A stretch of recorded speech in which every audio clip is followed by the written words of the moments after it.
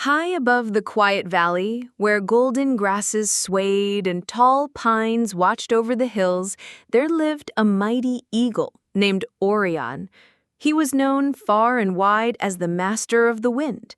His feathers gleamed like polished bronze, and his eyes were as bright as the morning sun. Each dawn, he would stretch his broad wings and glide across the endless sky, feeling the cool currents brush against his chest. Aurion loved the stillness of the early hours. While the other creatures still dreamed in their burrows and nests, he soared in perfect silence. The only sounds were the whisper of air beneath his wings and the gentle breathing of the sleeping earth below. Sometimes he would circle high above the tallest cliffs just to taste the freedom that came with the dawn. Far beneath him, the valley was a patchwork of colors. Green meadows spread like soft blankets, dotted with tiny white blossoms.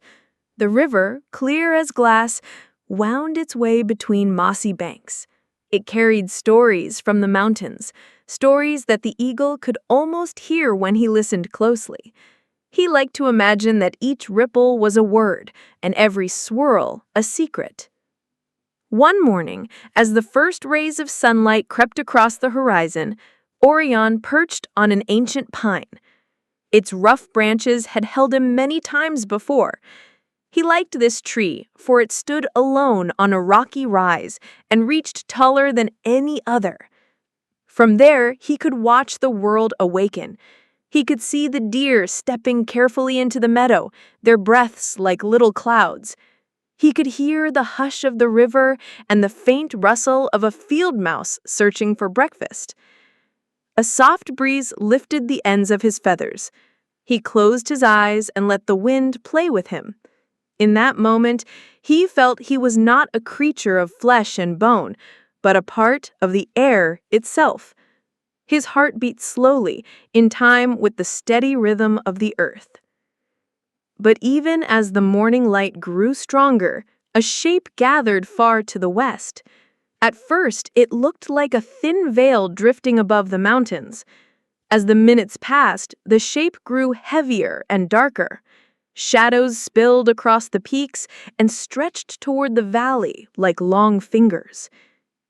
Aurion opened his eyes and studied the rising cloud. There was something uneasy in the way it moved. Its edges boiled and shifted as though it was alive.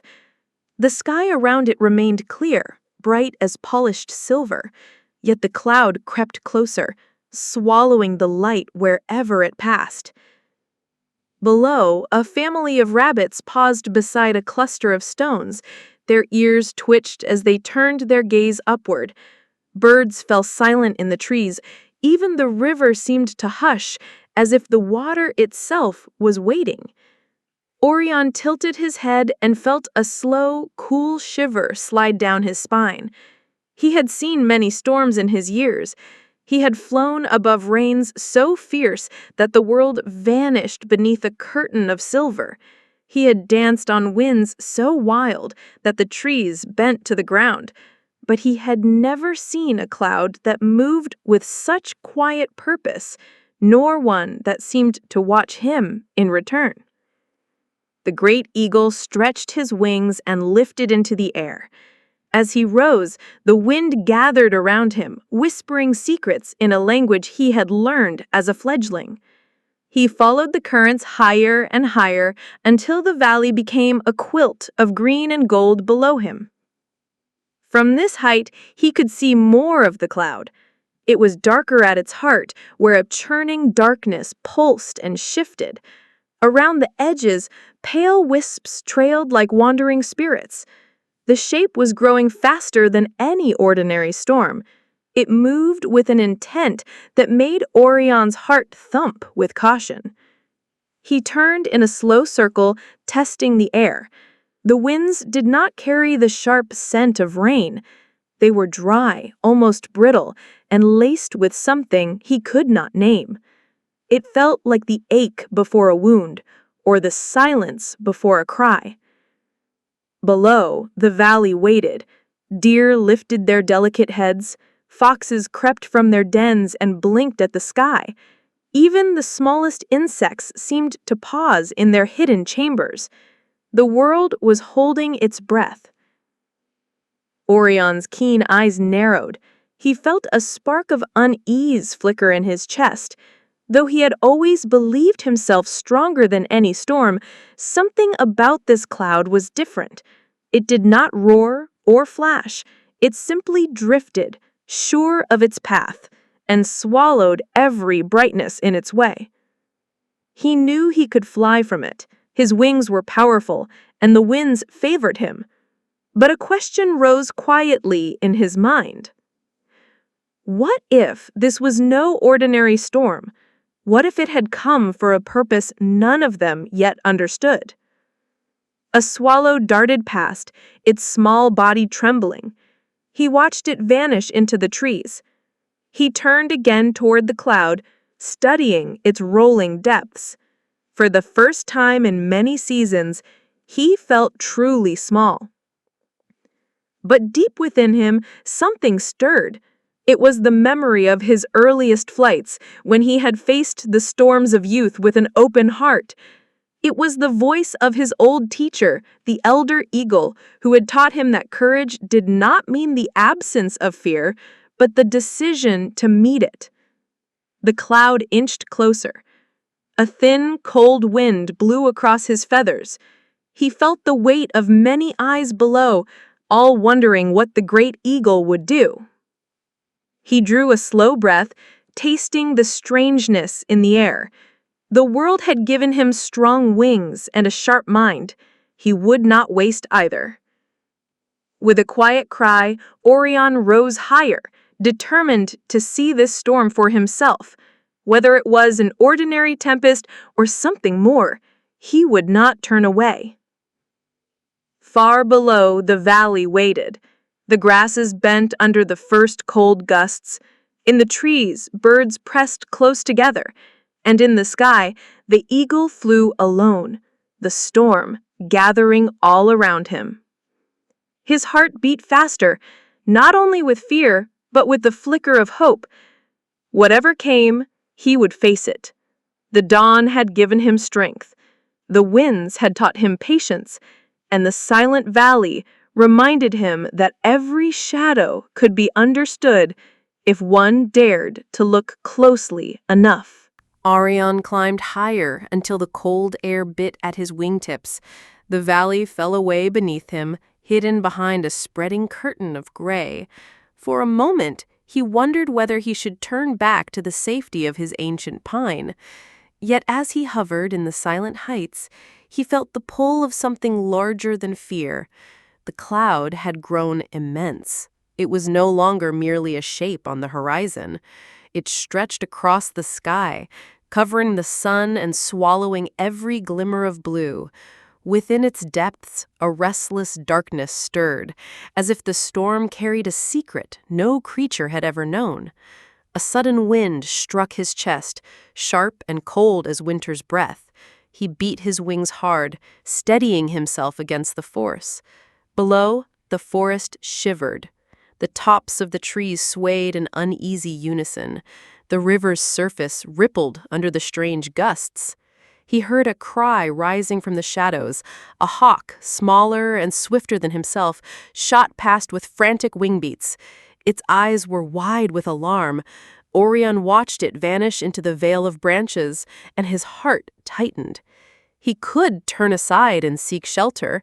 Many times before, he had waited out lesser storms. But something about this cloud felt as if it had come not only to challenge him, but to test the spirit of every creature beneath its shadow. So he pressed onward. His powerful wings lifted him toward the cloud's churning heart. As he drew closer, the air turned dense, heavy with an unseen weight. Each beat of his wings felt slower. The wind roared all around him, but in his mind there was a ringing hush. Inside the storm, the light vanished. Shadows pressed against his feathers, wrapping him in a cold embrace. He strained his eyes, trying to pierce the darkness. Flashes of pale brightness flickered in the cloud's depths, like hidden eyes opening and closing.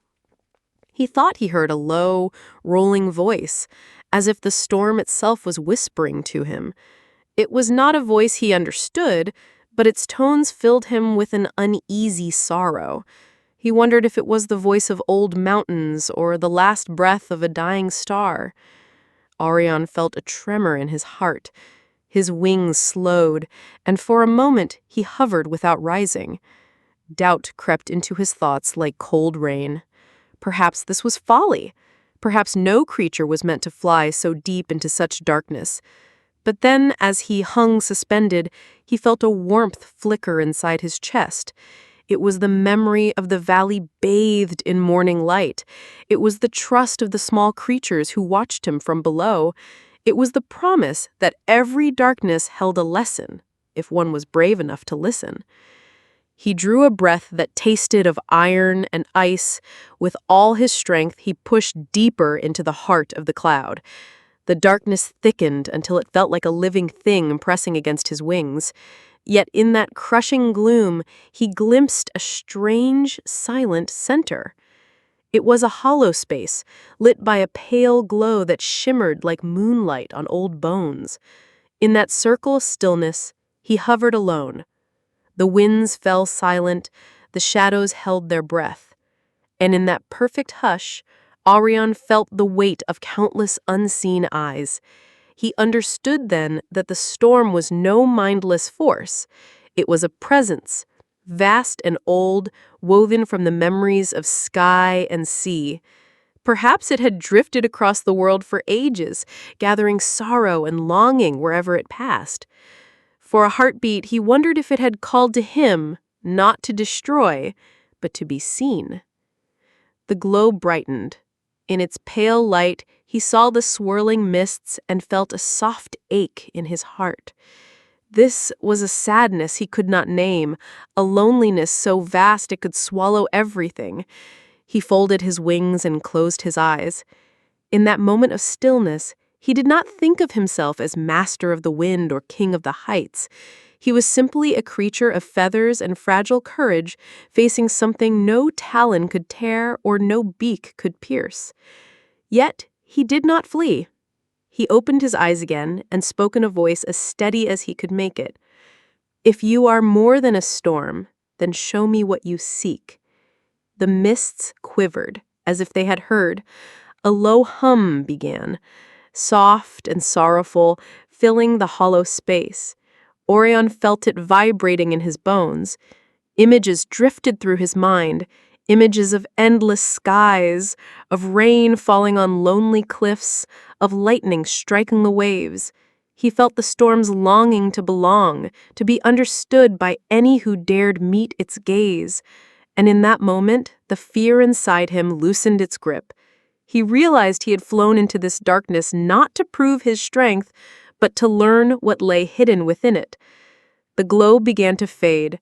The winds gathered again, circling him in a final mournful sigh. Then, with a sound like distant thunder, the storm released him. The mists parted, and he burst free into clear air. Below, the valley waited, touched by the first rays of returning sun. The trees still shivered, but the river gleamed once more. Aurion hovered in the fresh light, his heart racing with relief and wonder. Though he had faced the storm alone, he felt a quiet certainty that the darkness had recognized his courage. And as he circled lower, the cold wind fell behind him. The valley breathed again, and the golden grasses lifted their heads to the dawn. Aurion glided in wide circles over the valley, feeling the warmth of the sun touch his chilled feathers.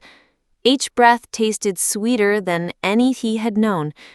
As the last remnants of the storm drifted into nothing, he realized the darkness had left a mark on the world and on his own heart. Below, the animals slowly emerged from their hiding places. A family of deer stepped out from the trees, their slender legs trembling as they tested the grass. Birds flitted from branch to branch, calling to each other in voices that trembled with relief. Even the smallest mouse crept into the open to sniff the fresh air. Aurion felt the eyes of the valley upon him. Though no creature spoke, he sensed their silent questions. What had the storm been? Why had it come? Was it truly gone? He could not answer every wonder in their hearts, but he knew that sometimes simply witnessing a shadow was enough to change it. He drifted lower until he landed once more on his favorite pine. Its arc felt rough and familiar beneath his talons. He folded his wings and closed his eyes, allowing himself a moment to rest. In that quiet, he thought again of the hollow inside the storm, of the voice that had thrummed through the darkness. Perhaps no creature would ever understand all that the storm had carried. Perhaps its loneliness had begun long before he was born. But he no longer feared it. The memory of its sorrow was now woven into his own spirit, a thread of empathy that would not fade. A warm breeze curled through the valley. It ruffled his feathers like a gentle hand. He lifted his head and watched as the last shreds of cloud melted into blue. Light streamed through the branches, turning each needle to bright green. The world seemed softer, as though every creature felt the same quiet gratitude. As the morning passed, Aurion remained in his high perch. He watched the river resume its easy journey. He saw foxes dart among the rocks, sniffing for signs of change. He listened to the chorus of birds gathering courage to sing again. His heart felt steadier than it ever had. He had faced something vast and unseen, not with talons or rage, but with stillness and listening. He knew now that true strength was not measured only in how high he could fly, but in the patience to understand what others fled. When the sun rose past the tall cliffs, he stretched his wings once more. A golden glow spilled across the valley, as if the dawn itself was welcoming him back. He leapt into the air, rising above the pines. Each beat of his wings was slow and deliberate. He did not need to hurry. High above, where the air thinned and the world grew silent again, Aurion turned in a slow circle. He looked to the horizon, half expecting to see the storm return, but the sky was clear.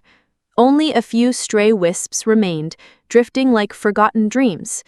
He felt no triumph, no need to boast. What he carried home was something deeper, the knowledge that courage could be quiet, and that meeting a shadow with compassion could transform them both. As he descended, he noticed a small sparrow clinging to a branch below. Its feathers were fluffed against the morning chill. Its eyes were wide with wonder as it watched him. Aurion paused beside the little creature, folding his wings gently. "You need not fear the clouds," he told the sparrow in a voice soft as the wind. "Even the darkest storms can carry a hidden heart." The sparrow tilted its head, as though trying to understand. Then it gave a tiny nod and fluttered away, joining a flock that had begun to gather among the lower trees. Aurion watched it go, his chest warming with quiet pride. He had faced the storm not just for himself, but for every creature who needed to see that darkness could be met with calm. As he soared across the valley, he felt the wind lift him higher. The golden grasses rippled beneath his shadow. The river sparkled, bright as silver ribbon. And every creature, from the smallest mouse to the tallest deer, raised their eyes in quiet wonder. For in the flight of the eagle, they glimpsed the truth that no storm could ever fully conceal. That courage is not the absence of fear, but the choice to rise and see what waits beyond the darkness.